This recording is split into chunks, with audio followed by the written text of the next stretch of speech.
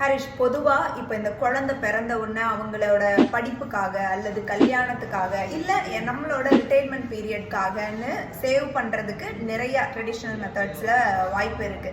சுகன்யா சம்ருத்தி எல்லாம் இந்த பெண் குழந்தைகளுக்கான திட்டம் அந்த மாதிரி எல்லாம் கூட இருக்கு. அந்த மாதிரி இப்போ ஷேர்ஸ்ல மியூச்சுவல் ஃபண்ட்ல கூட இருக்கா? அந்த மாதிரி எதுவும் ஸ்பெசிஃபிக்கா கிடையாது. ஃபார் எக்ஸாம்பிள், நீங்க சுகன்யா சம்ருத்தி யோஜனால ஒரு 20-25 இயர்ஸ்க்கு இன்வெஸ்ட்மெண்ட் பண்ண போறீங்க. நீங்க ஒரு 10,000 rupees 25 இயர்ஸ்க்கு இண்டெக்ஸ் மியூச்சுவல் ஃபண்ட்ஸ்ல இன்வெஸ்ட்மெண்ட் பண்ணீங்க அப்படின்னா 25 இயர்ஸ்ல உங்களுக்கு 2.98 crores கிடைக்கும். இப்போ நீங்க சொல்றது 10,000. ஒரு மிடில் கிளாஸ்னால மாசம் 10,000 பண்ண முடியாது. அப்போ மினிமமா எவ்வளவு பண்ண முடியும்? மினிமமா நீங்க 1,000 rupees இன்வெஸ்ட்மெண்ட் பண்ணா கூட 25 வருஷத்துல உங்ககிட்ட 32 லட்சம் ரூபாய் ரிட்டர்ன்ஸ் கிடைச்சிருக்கும். ஸோ குழந்தைகளுக்கு கடைசியில அல்லது நமக்கே கூட இது ஒரு பெரிய அமௌண்ட் தான். பொதுவா நான் இந்த ட்ரெடிஷனல் மெத்தட்ஸ்ல பாத்தீங்கன்னா 100 ரூபாயில இருந்து கூட என்னால சேவிங்ஸ் பண்ண முடியும்.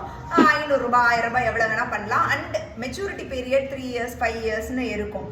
இந்த ஷேரோ மியூச்சுவல் ஃபண்ட் இதுல எல்லாம் எவ்வளவு நான் இன்வெஸ்ட் பண்ணலாம்? ஏன்னா நான் கேள்விப்படுறது எல்லாமே லேக்ஸ் கணக்குல இருக்குது. அண்ட் மெச்சூரிட்டியை பத்தி எனக்கு ஐடியாவே இல்லை. ஸோ இதுலயுமே உங்களால 100-500 rupees கூட இன்வெஸ்ட்மெண்ட் பண்ண முடியும். மெச்சூரிட்டி பீரியட்ன்றது இங்க நீங்க சூஸ் பண்றது தான். ஃபார் எக்ஸாம்பிள், இப்போ நீங்க ஒரு 1,000 rupees இன்வெஸ்ட்மெண்ட் பண்ணி அது 2,000 rupees ஒரு 3 இயர்ஸ்ல வந்துச்சுன்னா அப்பவும் எடுத்துக்கலாம்.